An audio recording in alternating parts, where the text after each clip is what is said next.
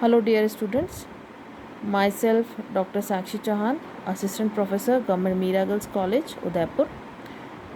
जो टॉपिक मैं आज आपको पढ़ा रही हूँ वो है the principle of separate legal existence. Company law हमने फर्स्ट यूनिट स्टार्ट करी थी, जिसमें हमने कंपनी क्या होती है और कंपनी की कैरेक्टरिस्टिक्स क्या होते हैं ये पढ़े थे। कंपनी जो है वो सेपरेट लीगल एग्जिस्टेंस रखती है। यही प्रिंसिपल हमें समझाता है कि सेपरेट लीगल एग्जिस्टेंस क्यों रखती है और इसकी क्या आवश्यकता है और कैसे इसकी जो रिक्वायरमेंट है उसे फुलफ़िल करी जाती है। कंपनी का पृथक वैधानिक अस्तित्व होता है और ये जो सिद्धांत है वो उस अस्तित्व को एक्सप्लेन करता है कि ये अस्तित्व से कैसे मिला है। मैंने आपको ऑलरेडी एक्सप्लेन किया था कि जो कंपनी है वो एक आर्टिफिशियल पर्सन है। आर्टिफिशियल पर्सन, कृत्रिम व्यक्ति। कंपनी विधान के द्वारा निर्मित एक व्यक्ति है। कंपनी जो है वो कानून के द्वारा बनाई जाती है और उसको जन्म भी कानून देता है और उसकी मृत्यु भी कानून के द्वारा ही करी जाती है। अब कंपनी विधान के द्वारा निर्मित है और एक व्यक्ति है। व्यक्ति मीन्स एक इंडिविजुअल की तरह। तो अब उसको जो एग्जिस्टेंस मिला है वो उसको चलाने वाले लोगों से, चलाने वाले मीन्स जो उसके सदस्य हैं, अंशधारी है, इनसे इसका अस्तित्व बिल्कुल भिन्न माना जाता है। कंपनी खुद अपनी एक पहचान रखती है, एक आइडेंटिटी रखती है। उसके जो सदस्य हैं और जो अंशधारी है, कंपनी का उनसे पूर्णतः पृथक वैधानिक अस्तित्व है।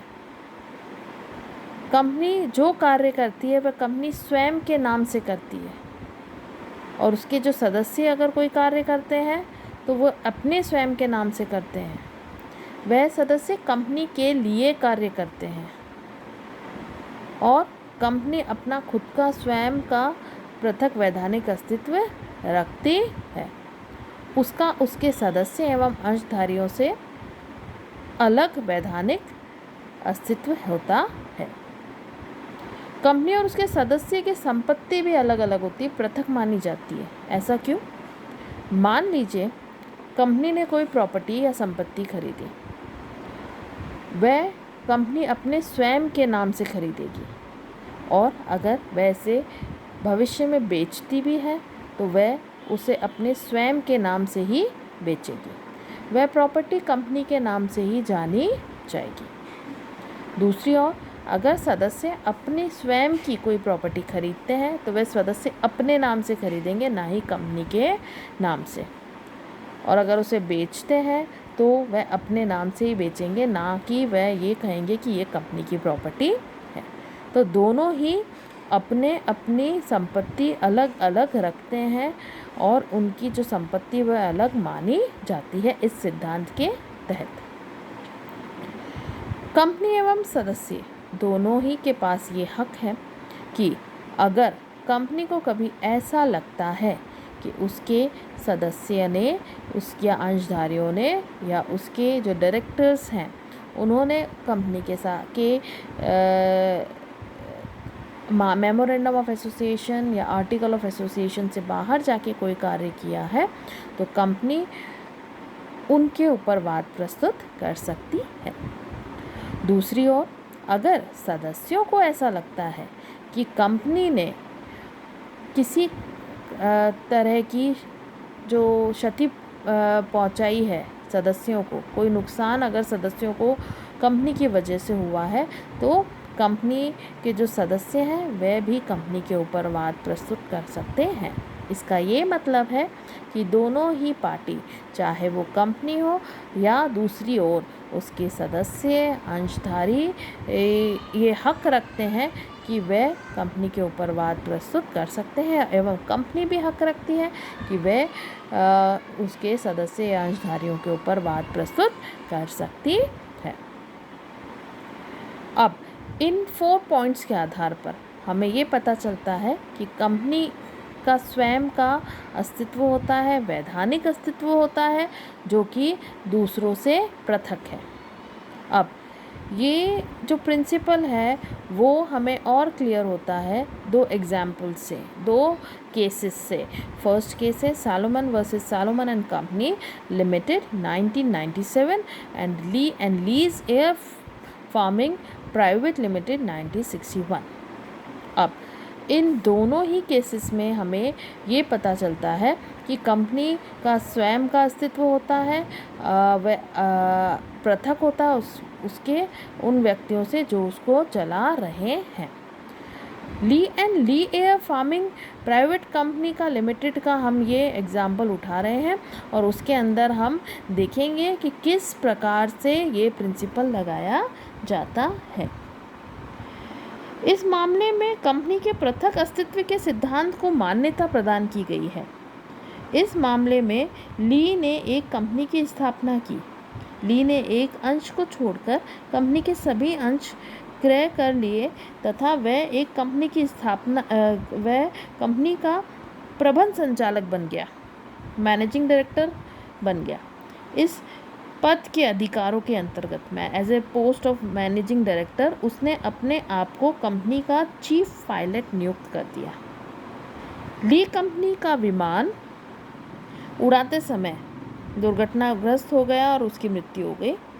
अब उसकी जो विडो थी उसने कंपनी पर जो ली ने जो कंपनी के शेयर्स थे, जिस कंपनी के वो मैनेजिंग डायरेक्टर था, उस कंपनी के ऊपर श्रमजीवी क्षतिपूर्ति अधिनियम के अंतर्गत क्षतिपूर्ति के लिए प्रार्थना की।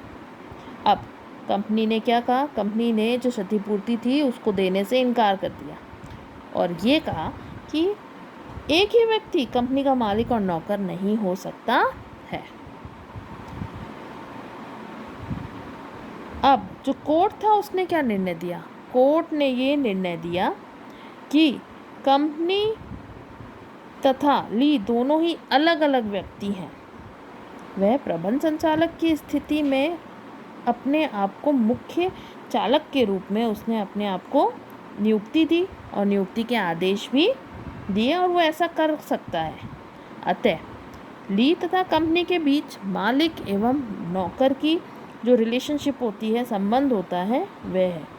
इसी आधार पर ली की जो विधवा थी उसे क्षतिपूर्ति की राशि दी गई।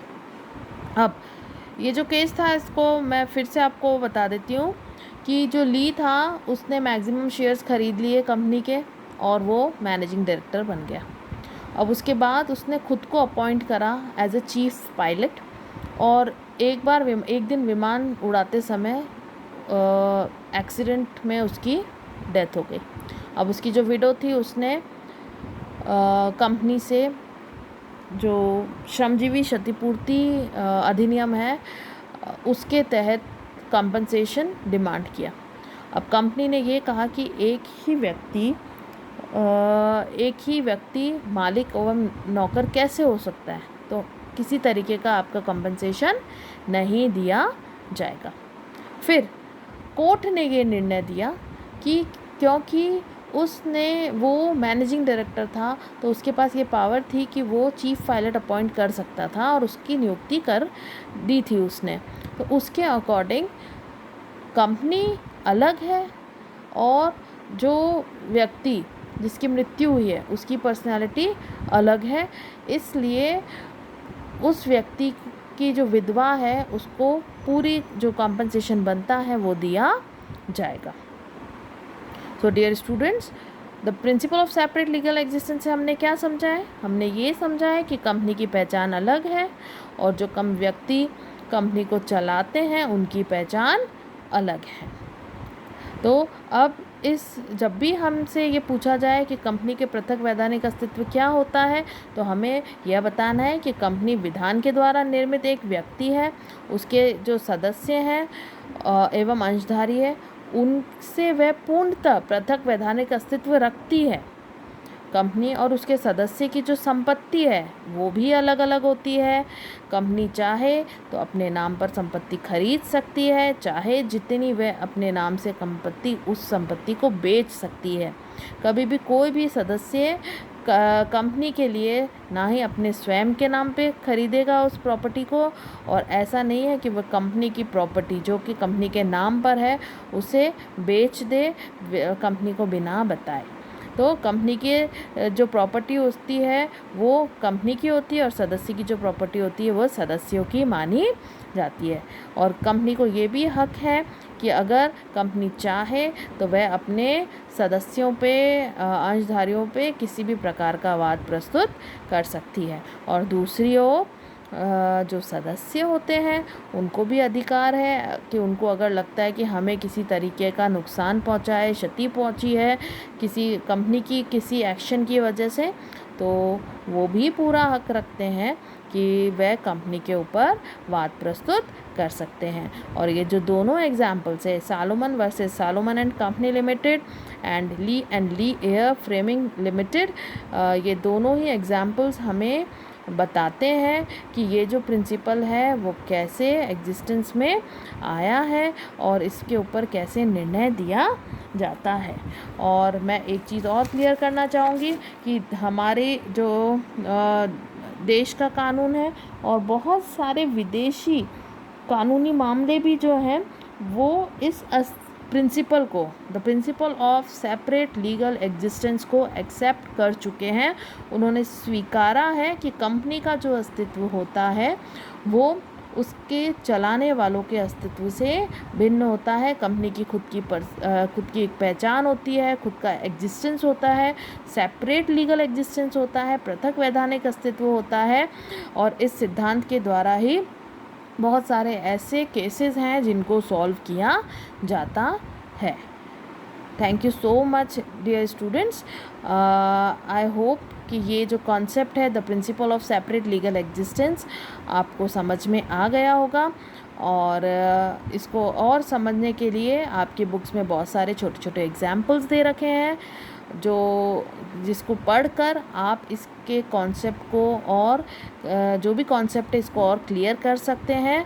अगर आपको कोई भी किसी भी प्रकार की क्वेरी रहती है, कोई क्वेश्चन रहता है, तो आप अपने ग्रुप के ऊपर डालकर उसे पूछ सकते हैं। Thank you very much and all the very best to all of you.